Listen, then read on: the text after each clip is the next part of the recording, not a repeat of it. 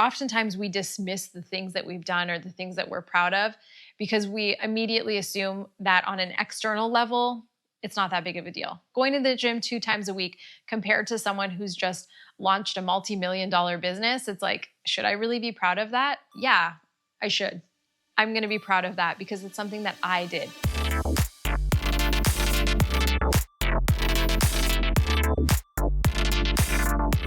Welcome to She's Interesting. I'm Rashel Hariri. I'm an award-winning marketer, startup consultant, and I'm the host of this fabulous podcast called She's Interesting. Now, where do we begin? We are already in December. Can you guys believe we're in December? In a way, I feel like this year just flew by me.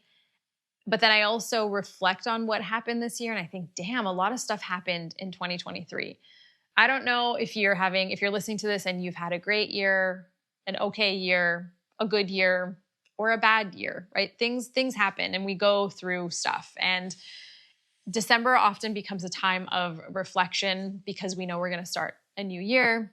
We want to focus on renewal. And I often think that as I'm talking to different friends, like people just assume that once January rolls around, we're supposed to be rejuvenated and refreshed and coming to life as a new person. And let me tell you, that is so far from reality, especially if you're listening to this and you live in a cold weather climate country like Canada, where it is actually cold and dark and it's not a good time. I have mixed feelings about December and the new year and setting goals for the year. I always say that my new year is really in February when it's my birthday, because that is actually my new year. That's when I was born. That's when I'm starting a new year for myself. But then also I am Persian and our new year officially is in March, which makes sense if you think about it. It's spring. Like spring is a time where new things grow and the season starts to change and everything's beautiful again and the color comes back into our environment, into the world. So I have mixed feelings about December because honestly, it's a little depresso for me. But as someone who is always reflecting and thinking deeply about how I'm living my life, how I'm growing as an individual and wanting to do more and learn more and be better, I do use December as a time to rest and relax. I'm going to talk to you a little bit about strategies for coping with December, how not to fall into the trap of comparison. And then I have my handy notebook here because I was taking notes about how I'm planning to do what I call 2024 year of design, my excitement list. I am basically throwing out the window and I'm completely tossing the way that society tells us to set goals for 2024. And I'm doing it my own way. I'm doing it based on feelings because I'm a feeler. I'm doing it based on excitement and that fluttering feeling that I get in my stomach. That's how I'm setting my year for 2024. And to be honest, I'm probably not even going to set the whole year anyway. I think, kudos to the people that are like, I set all my goals for 2024 and then I worked backwards every month, week, day. And it's like, that's awesome for you, but I'm not that kind of person. I am much more of a flexible, go with the flow, push myself to feel and to live. I do love myself some routines and goals, but I've tried that every year where I set specific goals. I'm very hard on myself. I almost run my life like a business, and that's not the way to live. So 2024, we're doing things a little bit differently, and I'm going to walk you through what that looks like for me and how you can do it as well. I'm also going to leave everything in the show notes. If there's anything that you want, you can get links to, you can find it all in the show notes. It's no problem. I should also address the beautiful elephant in the room, which is not really an elephant in the room, but for those who are watching, we're hanging out in my living room. So welcome to my home. If you were actually in my home, I would be offering you some water, some tea, coffee if you like, some sort of beverage, and maybe some snacks, because that's just the way we roll in this house. But hopefully you have your own coffee right now or your tea and you're hanging out and we're just going to have this conversation together. Let's get back to the focus and why we're here today. So let's talk about December. I I mentioned earlier that I want you to do things a little bit differently, not get influenced. December is a time where, let me tell you, human behavior. People start to panic that they don't know if they have lived their life to the fullest this year. They don't know if they've accomplished all the goals that they wanted to for 2023. They start to panic and get anxiety. And then what do people do? They try to soothe themselves and feel better. So then they go on Instagram, they go on LinkedIn, they go on Twitter, wherever it is. And then they start reciting all of the things that they've done in the year, all the things that they're proud of. Now, there's nothing wrong with that. Good on you. Make your list. I do it as well. And sometimes I do share it openly. But I want you to be able to protect yourself in a way that you don't feel bad about you if you've had a rough year. Not everybody's had a good year. Not everyone can say all 365 days were like butterflies and rainbows. They weren't. And it certainly wasn't that way for me. And maybe I'll talk a little bit about how my year started versus how it ended, because it did not start great. I'm going to tell you that. Don't let what other people are posting on social media this month of December bring you down. If you are single and you've recently had a breakup, or you're going through a breakup, or you are looking for love and December rolls around and it's a hard time of the year, people are posting pictures with their significant other or how happy they are. Give yourself a break. My advice, if you're feeling down, is give yourself a break. Remove yourself from social media for a bit. I'm giving you a heads up, a fair warning right now. Everyone's going to be posting reels and crazy things about all the fun that they had in 2023. No one's going to be talking about the tough times that they went to, or maybe a select few will. You've had a good life. You should be grateful for everything that you have in your life. I'm reminding myself on a regular basis to live my life with gratitude first, and not with comparison, and not with lack, not with feeling like I'm lacking in my life, but instead to focus on gratitude, focus on my health, focus on the love that I have surrounding me in my life, whether it's with my partner, with my friends, family, focusing on the good and the positive in the world. And if you've had a difficult year, if you've lost people that you love, if you've lost your job, if you're going through hard times, it's okay to feel the feels too, but just give yourself that space and time so that you don't feel even worse going on social media and being like, damn, everyone's had a great fucking year and I feel like garbage right now. Protect yourself. That's all I have to say. So here's my approach for how to handle December, how to prep yourself for the new year, how to not feel like you're falling behind, because these are the general things that we all worry about. We're worried about not falling behind in life, making sure that we are accomplishing goals, that we're living a good life, that we're not wasting time. That's the biggest thing. I hate the feeling like I'm wasting time and wasting my life. It's terrible. And so here's how I'm approaching December. I'm approaching it, and I think part of this comes from a place of privilege because I work as a consultant, and this December, I'm taking a lot of time off and I'm giving myself the opportunity to rest. If you're working a full-time job, chances are that you're working until right before the holidays. And so you get like a good chunk of time, maybe like 2 weeks off. Use this time to give yourself what you need. Use this time to rest, to sleep in, to indulge, to do all of the things, and don't feel bad about it. I'm the type of person where if I'm relaxing too much, if I'm resting too much, I kind of feel like I'm wasting my time, like I mentioned earlier, and I hate that feeling. And so I'm retraining my mind for December. I often think of December in 3 ways. So if we're looking at December, I want you to focus on reflection, rest, and refocus. These are the 3 things that we are going to spend our time and our mind thinking about before we get into the new year. If we're looking in reflection, there's 4 questions that I want you to ask yourself. The first one is, what am I proud of? And this is just like, I have a notebook in front of me and I'm taking notes. This is how I'm going to be spending my December, but I'm thinking about, what am I proud of? This can be things that you've accomplished over the last year, behavior changes that you've made, if you've quit smoking, if you've stopped eating sugar, if you've stopped feeling guilty about doing something in particular.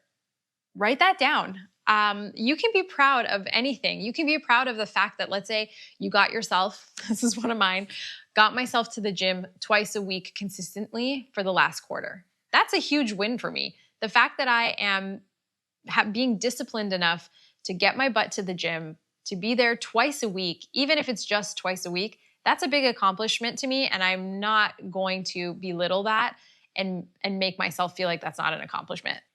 You need to think about life and goals and your focus only on the internal values that you put on it.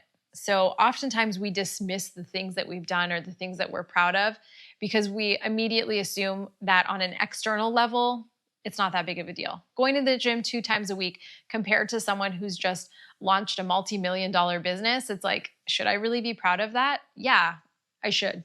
I'm going to be proud of that because it's something that I did.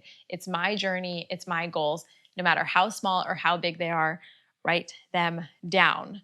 One thing in particular that I'm super proud of is She's Interesting. Building She's Interesting, putting the brand together, having an incredible launch event, interviewing the most fascinating women that I've ever met and know in my network. This has been such an accomplishment for me. Working with incredible sponsors, working with great people and different teams. It's really truly a point of pride for me. And I'd say like that's the biggest thing on my list is I'm just so happy with how She's Interesting has turned out. I'm so excited every time I get feedback from you guys, from my listeners, and you tell me how much you love the podcast or how it helped you get motivated for the day. That is like the top thing that I'm the most proud of. There's other things as well, like I said, fitness, eating well, taking care of myself, working on emotional detachment. There's so much that you could put on this list, but you need to take the time to reflect. So in December, as we're reflecting, give yourself some quiet space, some quiet time. Go to a cafe, leave your family at home, leave the kids at home, give yourself a quiet space to do this. So question number 1 was, what am I proud of? Question number 2, and you can even reflect on this right now as you're listening to the podcast. You might be driving somewhere, you might be sitting on the couch. Reflect and take some notes for yourself. What do I want more of? This is a really important question because as you're reflecting on the year, oftentimes we focus on the negative, right? We focus on what we don't like, what we didn't do, what we didn't accomplish. We're very hard on ourselves. But I want you to reframe that. I want you to think about, what do I want more of? What did I do in 2023 that made me feel amazing that I want more of? That's it. Give yourself a second. I'm going to stop talking for 2 seconds. I'm sure some things are coming to mind, and that's perfect. That's exactly what we want. For myself, what I want more of is I want more time with people that inspire me. Spending so much time with these incredible women this past quarter has been so uplifting and so motivating, and it just really reminds me of my purpose. I want more of that in 2024, and I will get more of that, right? Let's change that from a want to what it's going to actually happen. The third question is, what do I want to change? We're not going down a negative path of like what sucked or what was terrible. No. What do I want to change for 2024? It could be habits that you created that aren't really working for you anymore. It could be routines that you have. It could be the way that you talk to yourself. It could be the way you talk to your partner or your spouse. It could be how you organize your day and your routine. Think about what you want to change. One thing that I did recently that was so freeing to me, and I absolutely loved it, is I made a list. I made a list of things that I'm not good at. I wrote down, I'm not good at bookkeeping. I'm not good at like managing my receipts. There's very specific things that I know I'm not good at, and I'm going to stop faking and pretending that I enjoy those things and that I am good at them when it literally feels like pulling teeth. That could also be a good way of releasing yourself to realizing what you want to change. For example, with bookkeeping, I might hire a bookkeeper next year because I don't want to do this anymore. I use like QuickBooks and things like that to help me, but I just don't want to deal with it. It takes up too much time. It's too stressful. I could be doing other things. That's something I might look into for 2024. So that's one of mine. Going to therapy was one of the best decisions I ever made. It helped me understand myself better, and I am where I am today thanks to therapy. That's why I'm thrilled Shift Collab is making therapy more accessible with virtual therapy sessions from coast to coast and access to over 125 social workers and psychotherapists who are ready to help you navigate life's challenges. Shift Collab modernizes the therapy experience and makes it human. They're not just an app or an Uber-like therapy network. They have rigorous quality control, and their mission is to provide valuable, actionable therapy. Shift Collab is amazing. They want to make sure your therapist is the right fit for you, so they offer a complimentary meet and greet. Once you've selected a therapist you vibe with, together you decide on your goals and meeting frequency. If you need someone to talk to, visit shiftcollab.com. That's shiftcollab.com. Great therapy, better humans. The fourth question that I want you to ask yourself is, am I satisfied with what I'm doing? Let's take a minute to pause.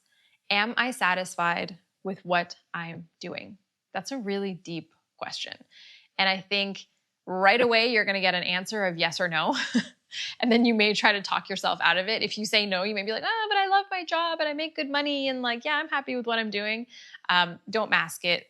You can't hide from yourself. That's the whole purpose of this reflection exercise.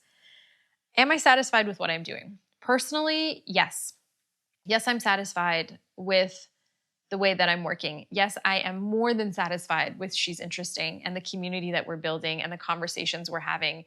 I'm more than satisfied. My cup is full. I absolutely love what I'm doing.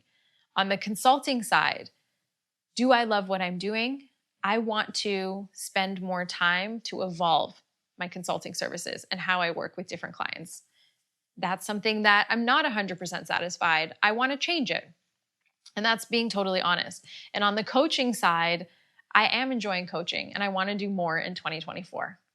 It brings me joy. I like helping people. I like pushing them to see that they are capable of so much more than they think they are. And I absolutely love it. So in general, am I satisfied?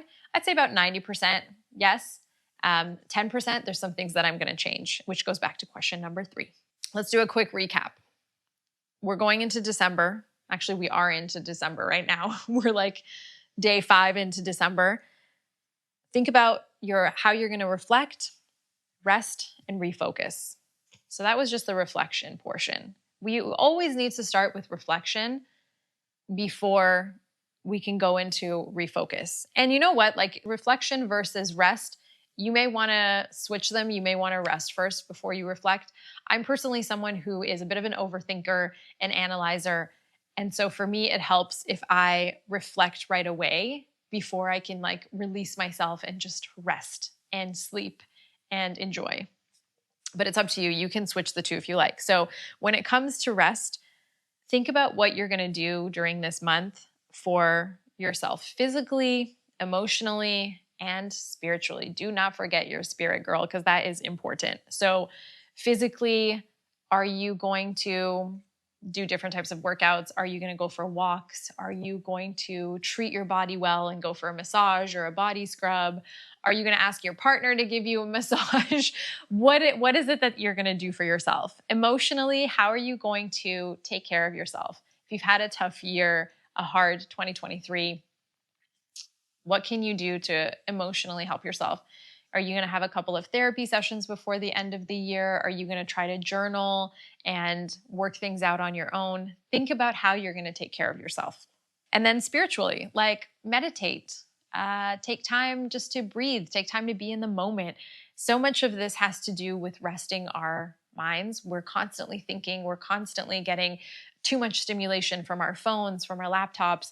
There's a lot going on. So give yourself that opportunity to rest, be in the moment, be at peace with yourself if you can. It's really hard to do. It's so much easier to say, but be kind to yourself. We went through reflection, we went through rest, and now refocus. Refocus is the part that stresses people out the most. Refocus is what traditionally we would call goal setting for 2024. But as I mentioned, winter is just the worst time for me to set goals. It is such a dark time. I want to hibernate. That's just the kind of person I am. So here's what I'm going to be doing to refocus. Over the month of December, as I'm resting, I'm reflecting, I'm going to think about designing my 2024. And I feel like goals sometimes can have a bit of a negative connotation, especially if you're someone who year after year has been setting goals, not being able to finish them. It can actually be more of a deterrent and something that's stressful than it is a motivator. And so I'm completely avoiding using the term goal and I'm calling it designing. I'm designing my excitement list for 2024. And this is what it looks like. So as I'm going through my list, I'm focusing on big vision things that get me excited. What do I want to do with She's Interesting? What do I want to do with my life? What kind of things do I want to experience in 2024? How is that going to make me feel? And that's what I'm writing. These are the things that I want. Think about it from an intrinsically exciting place. What do you want to happen to you in 2024? How is it going to happen to you? How are you going to live out this excitement that you want in your life? That's what gets me going. When I talk about goals, honestly, it's a snooze fest. Goals are not exciting to me. My excitement list and design for 2024, that's an A++. Okay, so when we're talking about creating this list, and I'll have everything, a diagram of what I'm talking about in the show notes, so you can go there and get the documentation. It's just like a simple template. You don't even have to use this template if you don't want. This is your journey. It's your life. It's your year. I'm just making my recommendations and hopefully it sticks and you enjoy it.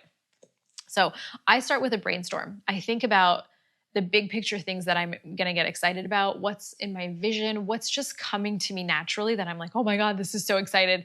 I can't wait for this to happen to me in 2024.